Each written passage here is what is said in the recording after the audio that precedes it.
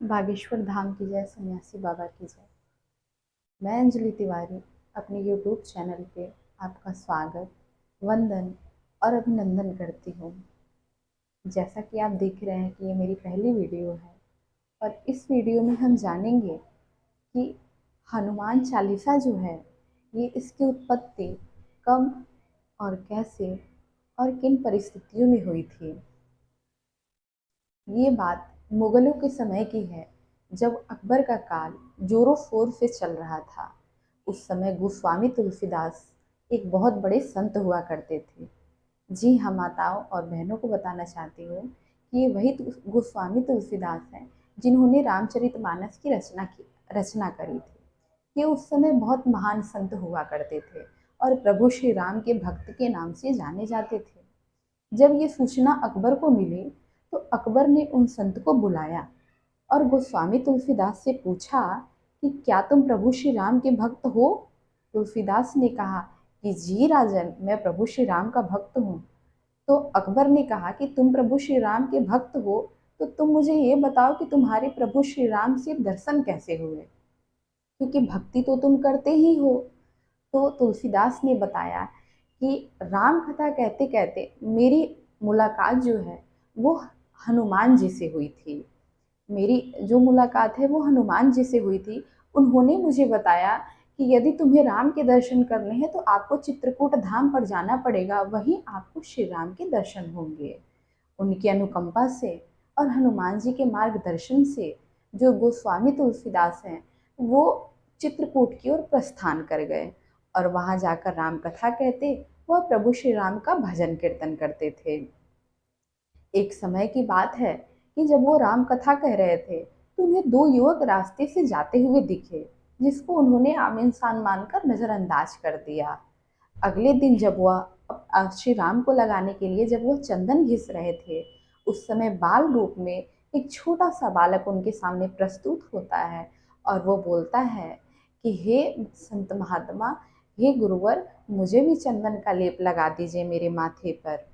उस समय हनुमान जी ने सोचा कि यदि इस बार भी तुलसीदास जो है वो प्रभु श्री राम को नहीं पहचान पाए तब तो अनर्थ हो जाएगा।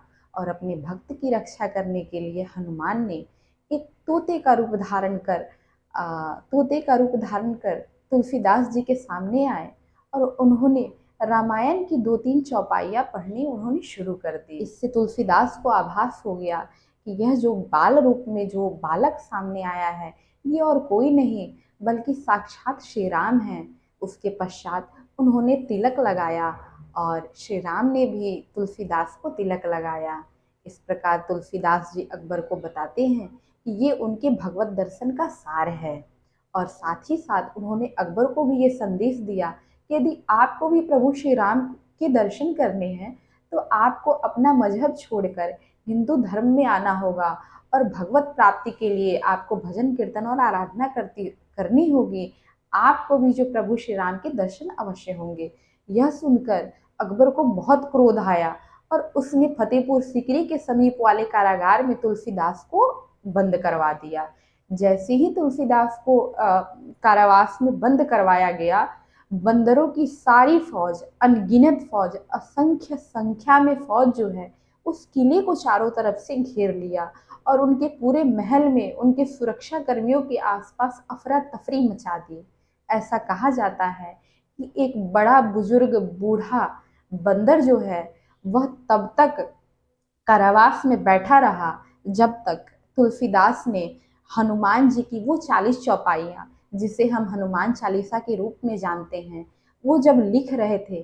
दरअसल इसकी रचना कारावास में ही हुई थी। जब वो हनुमान चालीसा लिख रहे थे उस समय एक बड़ा बूढ़ा बंदर पूरे अंत तक, शुरू से लेके अंत तक उस हनुमान चालीसा को सुनता रहा था। यह देखकर सुरक्षा कर्मियों के मन में उपद्रव मच गया और उसमें से एक सुरक्षा कर्मी ने जाकर मंत्रियों को ये सलाह दी कि इस महान संत को छोड़ दिया जाए। जब से ये महान संत कारागार में आया है तब से ही पूरे महल में बंदरों की अफरा तफरी मची है, बंदरों की पूरी सेना और पूरी फौज खड़ा हो गई है। यह सुनकर अकबर ने तुरंत तुलसीदास को रिहा करने का आदेश दिया और इस प्रकार से तुलसीदास को कारावास से मुक्त कराया गया। इस तरीके से हनुमान चालीसा की रचना हुई थी। तो बताइए माताएं, बहनें और भाई, आप बताइए कि आपको ये जानकारी कैसी लगी। धन्यवाद।